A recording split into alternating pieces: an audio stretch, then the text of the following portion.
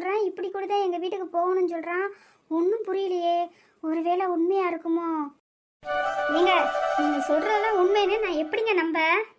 ஏங்க, ஒரு பொண்ணு ஒரு அவசரத்துக்கு ஒரு ஹெல்ப் கேட்டால் அதை செஞ்சு கொடுத்தீங்கன்னா அதுக்கப்புறமா அப்படியே உங்கள் வேலையை பார்த்துட்டு நீங்கள் போக வேண்டியதானங்க. அதை விட்டுட்டு இப்படி பின்னாடியே வர்றீங்க. மேடம், நான் சொல்கிறத கொஞ்சமாவது காதில் வாங்குங்களேன். எனக்கு இந்த ஊர் தாங்க, நான் பிறந்து வளர்ந்தது எல்லாம் இந்த ஊர் தான். இந்த தெருவில் தான் எங்கள் அம்மா வீடு இருக்குங்க. அங்கே தான் நான் போகிறேன். உங்கள் பின்னாடி நான் ஒன்றும் வரலைங்க. கொஞ்சம் நான் சொல்கிறத காதில் வாங்கிட்டு பேசுங்க. சரிங்க, நீங்கள் சொல்கிறது உண்மையாகவே இருக்கட்டும். இந்த தெருவில் உங்கள் வீடு எங்கே இருக்குது அதை சொல்லுங்கள். ஏங்க, என்னங்க இப்படியெல்லாம் கேள்வி கேட்குறீங்க? பெரிய போலீஸ் ஆஃபீஸர் கூட இப்படி கேள்வி கேட்க மாட்டாங்க. பிரதர், இந்த பக்கம் தான் உங்கள் வீடு இருக்குன்னு சொல்கிறீங்கல்ல, அப்போ எப்படி உங்கள் வீட்டுக்கு போகணும்? எங்கே இருக்குது உங்கள் வீடு அதை சொல்லுங்கள். அதை விட்டுட்டு என்னென்னமா பேசிக்கிட்டு இருக்கீங்க? ஐயோ, பேசும் போதெல்லாம் பிரதர் பிரதர்னு போட்டு கொள்றாளே என்னைய. மேடம், சொல்கிறேன், நல்லா கேட்டுக்குங்க. எங்கள் வீட்டுக்கு போகிறதுக்கு எனக்கு வழி சொல்ல தெரியாதா? இங்கே பாருங்கள் மேடம், இப்படியே போனோம்னா ஒரு 5-6 வீடு தாண்டினவுடனே ஒரு பிள்ளையார் கோயில் வரும். அந்த பிள்ளையார் கோயிலேருந்து லெஃப்ட் சைடு வளைஞ்சு மறுபடியும் ரைட் சைடில் திரும்பினோம்னா எங்கள் வீடு, ஃபஸ்ட்டு வீடு எங்கள் வீடு தான் மேடம். என்ன இவே, நம்ம அக்கா வீடு அட்ரஸை சொல்கிறேன்? ஒன்றும் புரியலையே. நம்ம அக்காவும் அவள் வீட்டுக்கு இப்படித்தானே வரணும்னு சொன்னால் அதே அட்ரஸை அதே தெருவை தாண்டி தான் இவன் போகணும்னு சொல்கிறான். ஒன்றும் புரியலையே. சரி, என்ன ஏதுன்னு நல்லா தெளிவாக கேட்போம். பிரதர், இப்போ ஒரு வீடு சொன்னீங்கல்ல, அந்த வீடு வந்து உங்கள் அம்மா வீடா இல்லை உங்கள் சொந்தக்காரவங்க யாராவது வீடா சொல்கிறீங்களா? மேடம், அந்த வீடு தான் எங்கள் வீடு மேடம். அந்த வீட்டில் தான் எங்கள் அம்மா, எங்கள் அண்ணி, எங்கள் அண்ணே எல்லாரும் அந்த வீட்டில் தான் இருக்காங்க மேடம். அந்த வீடைத்தான் சொல்கிறேன் மேடம். அந்த வீட்டில் இருக்காங்களே வனசா அக்கா மேடம், அவங்க வேறு யாரும் இல்லை, அவங்க தான் எங்கள் அண்ணி. என்னது, எங்கள் அக்கா வனசா உங்களுக்கு அண்ணியா? அப்போ நீங்கள் மேடம், நீங்கள் எங்கள் அண்ணி பேரை சொல்கிறீங்களே, எங்கள் அண்ணி உங்களுக்கு தெரியுமா? அவங்க என் கூட பிறந்த அக்கா.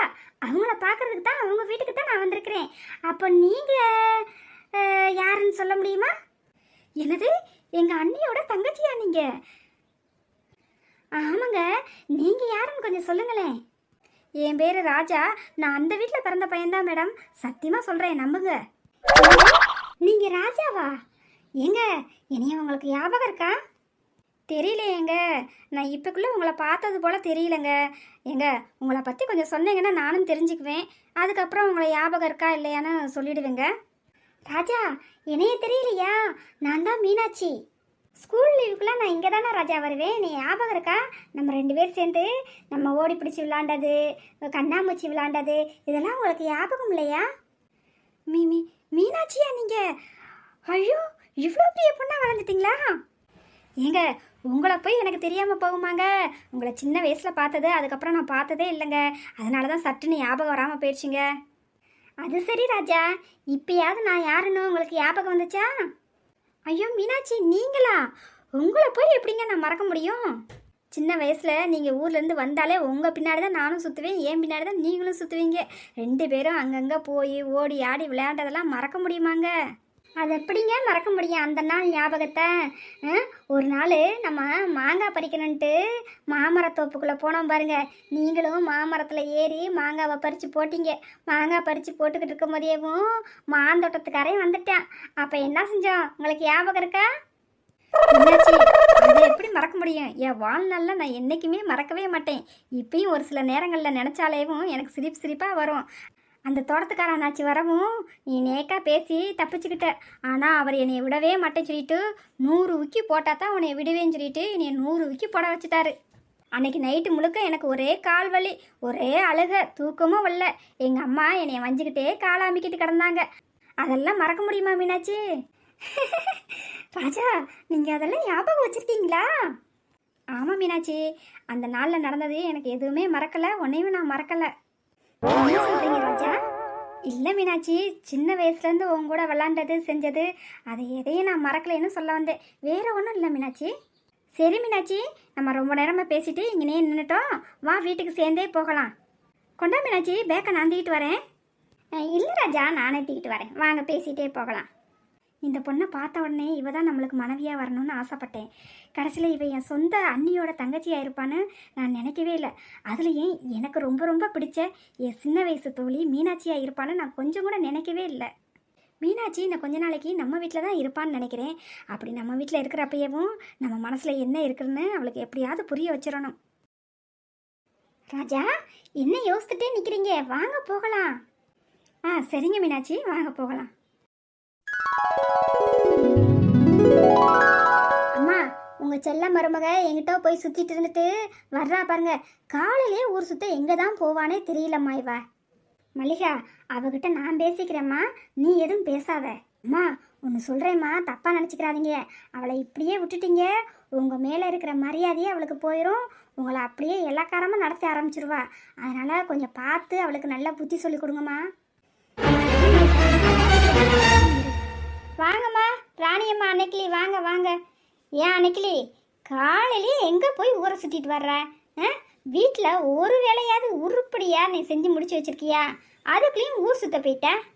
அத்தை, நான் ஒன்றும் ஊர் சுத்த போகல அத்தை. மாட்டுக்கு கொஞ்சம் புல்லை எடுத்துகிட்டு வரலான்னு சொல்லி தான் காட்டுக்கு போயிருந்தேன் அத்தை. இந்த ஒரு சம புல்லை எடுத்து கொண்டு வந்து போட்டுட்டு அப்படியே வீட்டுக்குள்ளே வரேன். நான் எங்கே காலையிலேயே ஊர் சுத்த போனேன்னு இப்படி சொல்லிக்கிட்டு இருக்கீங்க? நான் எங்கே போனேன் எங்கே வந்தேன்னு நல்லா தெளிவாக தெரிஞ்சுக்கிட்டு பேசுங்க அத்தை. அண்ணே, அம்மா உங்ககிட்ட என்ன சொன்னாங்க? 5-6 சுண்டல் ஊற வச்சிருக்கிறேன், அதை வேக வச்சு தாளிச்சு எடுத்து கொடுன்னு தானே சொன்னாங்க. காலை சாப்பாட்டுக்கு அதை நீங்கள் கொடுத்துருந்தீங்கன்னா இப்போ அம்மா சாப்பிட்டுட்டு எப்பயே மாத்திரையை போட்டிருப்பாங்க. நான் 9 மணிக்கு அடுப்படிக்கு போகிறேன், அம்மா அப்போ தான் சுண்டலை வேக வச்சுக்கிட்டு இருக்காங்க. என்ன அண்ணே, அவங்களுக்கு ஏற்கனவே சுகர் ப்ரெஷர்லாம் இருக்குல்ல, மாத்திரையை போடணும். நேரத்துக்கு சாப்பிட்டா தானே மாத்திரையை போட முடியும். அம்மா மேலே உங்களுக்கு கொஞ்சம் கூட அக்கறையே இல்லை. இந்த வேலையெல்லாம் பார்க்காம விட்டுட்டு எங்கேயோ போயிட்டு வந்தேன்னு என்னென்னமோ கதை பேசிக்கிட்டு இருக்கீங்க. அத்தை, நீங்கள் நைட்டு என்கிட்ட என்னத்தான் சொன்னீங்க? என் உடம்பு கொஞ்சம் ஹீட்டாக இருக்கிறது போல் இருக்குது, அதனால் காலையில் எனக்கு குடிக்கிறதுக்கு கம்மங்கூழ் காய்ச்சி வையின்னு சொன்னீங்களா அத்தை? கம்மங்கூழ் காய்ச்சி துவையில் அரைச்சி வச்சுட்டு தானே நான் போயிருக்கிறேன். அதை எடுத்து குடிச்சிட்டு நீங்கள் மாத்திரையை நேரத்துக்கு போட்டிருக்க வேண்டியதானத்தை?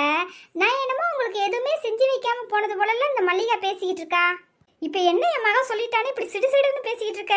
அந்த சுண்டலையே வேக வச்சு தரலன்னு தானே கேட்டா, அதுக்கு நீ பதில் சொல்ல வேண்டியதானே? அப்படியே சிடுசிடுன்னு பேசுகிற. எல்லாம் என் மகன் மேலே இருக்கிற பொறாமையில பேசுகிற இன்னைக்கு. நம்ம மட்டும் வேலை பார்க்குறோம், இவ மட்டும் ரூம்குள்ளேயே உட்காந்துருக்கா, இவளுக்கும் காய்ச்சி அடித்து வலிச்சு போடுறமேனு அந்த கடுப்பில் நீ பேசிக்கிட்டு தெரியுற. அத்தை, நீங்கள் நினைக்கிறது போல் நான் என்றைக்குமே என் மனசில் நினச்சதே இல்லை அத்தை. தேவையில்லாமல் நீங்கள் எதையும் பேசாதீங்க. என்ன தேவையில்லாமல் பேசுகிறேன்னு சொல்கிற? தேவையில்லாமல் அப்படி என்னத்தை நான் பேசிட்டேன்? வர வர நீ வாய் ரொம்ப தாண்டி பேசுகிற. உனைய நான் என்னத்த சொல்ல?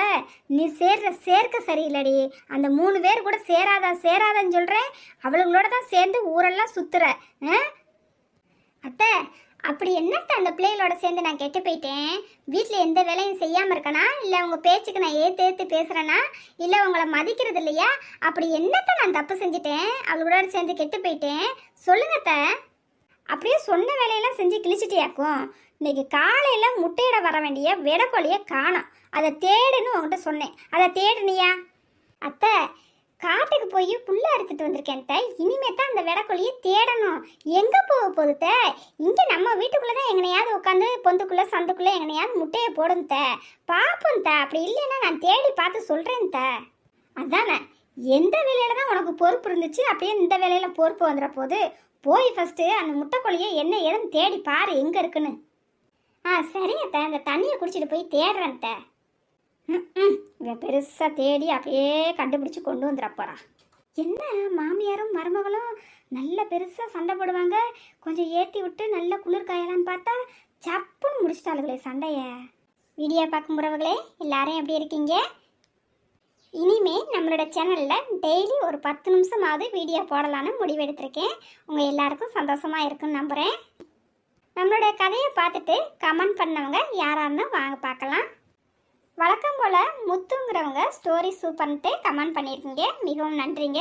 அதுக்கப்புறமா டெய்ஸிங்கிறவங்க நம்மளோட கதையை பார்த்துட்டு நிறைய ஹார்ட் கொடுத்துருக்கீங்க, மிக மிக சந்தோஷங்க. அதுக்கப்புறமா துளசிமணி சக்திவேலுங்கிறவங்க கமெண்ட் பண்ணியிருக்கீங்க, உங்களுக்கும் மிகவும் நன்றிங்க. அதுக்கப்புறமா முருகன் யோகேஸ்வரன் அப்படிங்கிறவங்க ஸ்டோரி சூப்பர்ன்ட்டு கமெண்ட் பண்ணியிருக்கீங்க, ரொம்ப ரொம்ப நன்றிங்க. அதுக்கப்புறமா ரமேஷ்ங்கிறவங்க ஹாய் சொல்லி அனுப்பியிருக்கீங்க, உங்களுக்கும் ஒரு ஹாய்ங்க. அதுக்கப்புறமா நபிகாங்கிறவங்களும் கமெண்ட் பண்ணியிருக்காங்க. இவங்களோட கமெண்ட்டை பார்த்தாலே எனக்கு ரொம்ப சந்தோஷமாக இருக்கும். என்ன சிஸ்டர், நீங்கள் எப்படி இருக்கீங்க? நல்லா இருக்கீங்களா? நானும் நல்லா இருக்கீங்க. அப்புறம் உங்கள் தங்கைக்கு பிறந்தநாள்னு சொல்லியிருந்தீங்க. தாரணிமா நல்லா இருக்கீங்களா? Happy birthday. நீண்ட ஆயுசோட நோய் நொடி இல்லாமல் நீங்கள் நல்லபடியாக இருக்கணும்னு உங்களுக்காக நான் கடவுளிடம் வேண்டிக்கிறேன். அத்தை, தாரணிக்கு நீங்களும் பிறந்தநாள் வாழ்த்துக்கள் சொல்லிருங்க அத்தை. நான் சொல்லாமல் இருப்பேனா என்னோட பேத்திக்கு? தாரணி, இனிய பிறந்தநாள் வாழ்த்துக்கள்மா. நீ நீண்ட ஆயுசோட சகல சௌபாக்கியமும் பட்டு நல்லபடியாக இருக்கணும்னு அந்த கடவுளிடம் நானும் வேண்டிக்கிறேன்.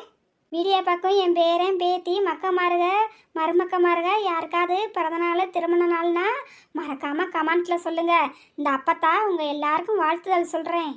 வீடியோ பார்க்கும் உறவுகளே, நாளைக்கு நம்மளோட சேனலில் கதை வரும். இன்னும் அசத்தலாக அமர்க்கலமாக போக போகுது. மிஸ் பண்ணாமல் பாருங்கள்.